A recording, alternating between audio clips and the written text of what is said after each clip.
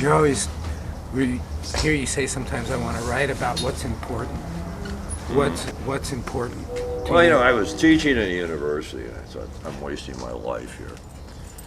And what I thought to myself was, I'm going to go out and write the real history of my time on Earth. I don't mean my autobiography. I'm going to write down all the stuff they say doesn't matter that I think matters. I'm going to create this endless book, like Dickens did with his novels. Only I'm going to do it in what they call nonfiction. It's all real. When did you think that? In the 70s. I was teaching in the early 70s at the University of Illinois. I had my ticket punched. I'm the professor, and I walked out on the contract. And I came back here because I realized the only reason I wasn't living here was because of my family, and that's not a good enough reason to give up a desert. And I reinvented myself because I thought, I'm never going to make it. I'll be dead by 30 unless I write. Because I can't live off money. It isn't enough. And what I realized was that I should only go out and make money so I could work. So that's how I planned it. I just make money to keep working. What's money? I got black coffee in my hand, Was this coffee in the cup? Well, I have enough money. Well, What I need is time. You have to make money, I wrote the first draft of the book coming out next summer in 42 days. And that's all I did. I went into a room and came out 42 days later with 380 pages. I didn't do anything else, But I had to set aside the money that I could do 42 days without making money, keep the lights on. If I'd had enough, like the second half of the book, the last 80 pages, I wrote in 35 hours because that's all I had. I started Friday afternoon, and sometime Sunday morning I finished it and collapsed.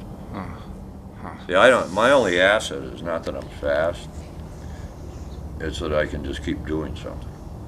You follow? another thing I've heard you say, you told Ann last night,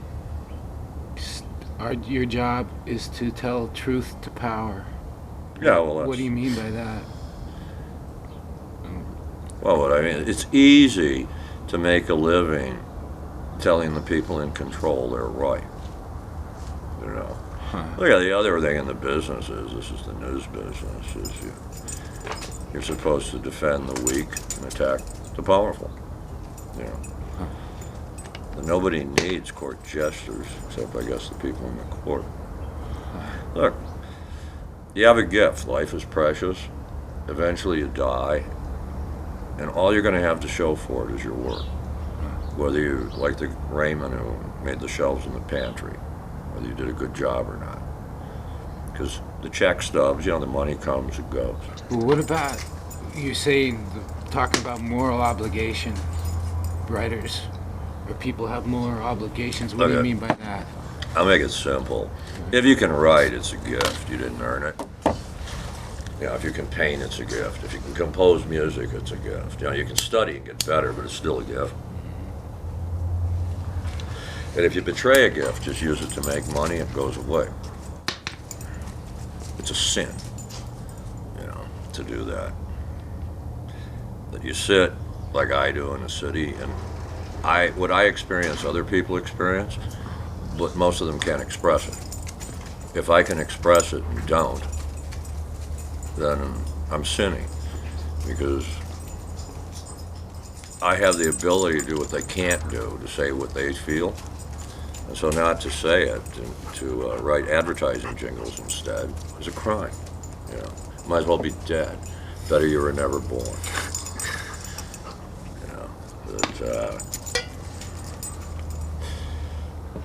When people don't do that, what happens to them? They just self-destruct. You can see the rot. They might keep breathing. I tried to write about this the other day, that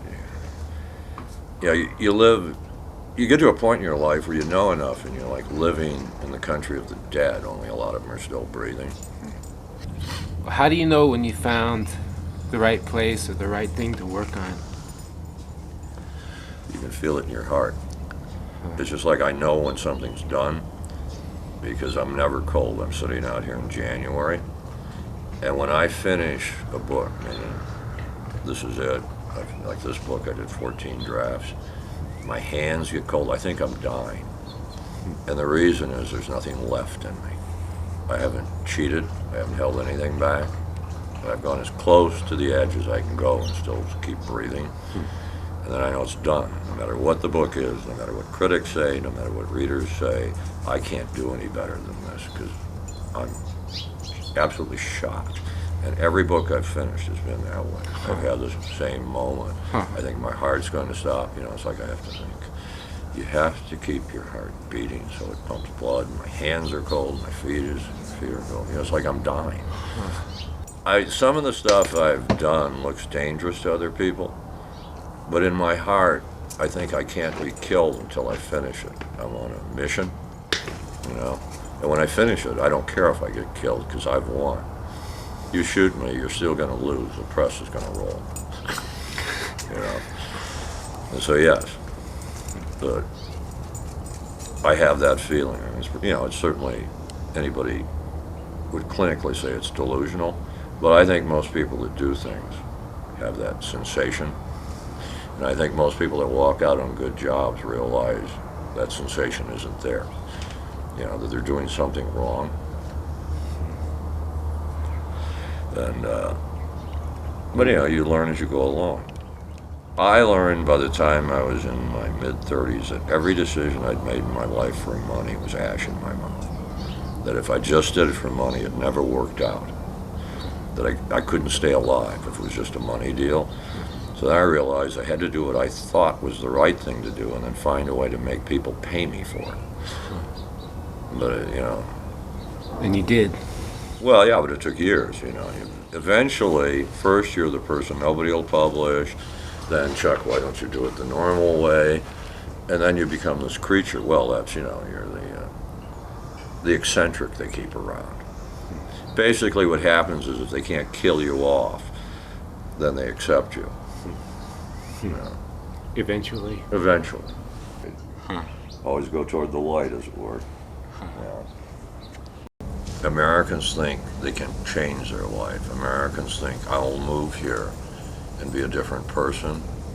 Americans are on a false quest. The only voyage of discovery is to go back where you started. It isn't to flee something, it's to face something and comprehend it.